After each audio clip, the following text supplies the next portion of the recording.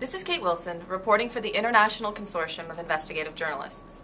They call them BINGOs, Business and Industry NGOs. And for 2 decades, they've staked out the UN climate negotiations, representing top names in big oil, heavy industry, electric utilities, and more.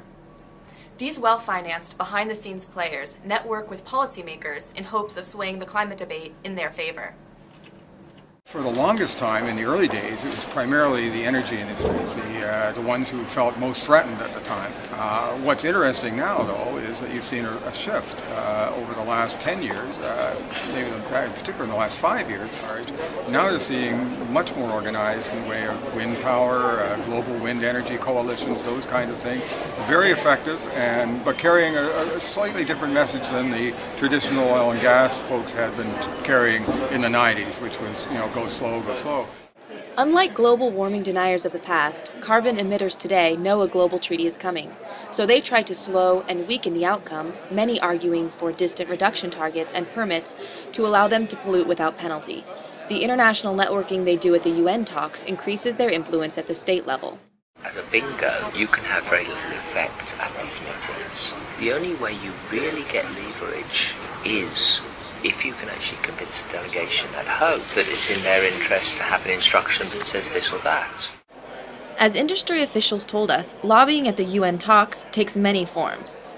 It's not a really hard lobbying kind of a deal. It's not like it is as we see it in Canada or the United States in particular, but it's more quiet. It's pull asides at different times and just establishing relationships and maintaining relationships.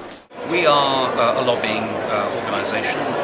I don't think there's any shame in saying that. We and our members work out what we think are the most cost-efficient and effective means of introducing emissions trading. And we say to governments, hey, you should be doing it this way, or don't do it that way. As you can see, walking around, there are policymakers all over the place. We will talk to them. The whole purpose people run sidebar events here is to try and attract the policymakers, the delegates, to come and listen and hopefully get the messages over. I go and speak to the U.S. delegation about concerns that we may have in proposed text or the direction something is going or an intervention that another country may make that we think is negative on agriculture. We'll talk to our delegation on that. If they want to address that specifically, they may require some talking points upon that, and that's what I'm here to provide. Industry's ability to sway delegates has passed for the time being. Copenhagen was largely a venue to come together and discuss the future. For anybody who wanted to have any kind of influence on this process, they need to start a year in advance trying to get their messages to government in. Copenhagen is going to be very important, but it's not the end, and you'll see another year or so, maybe even more, before these other questions get answered. But that's what business is really interested in.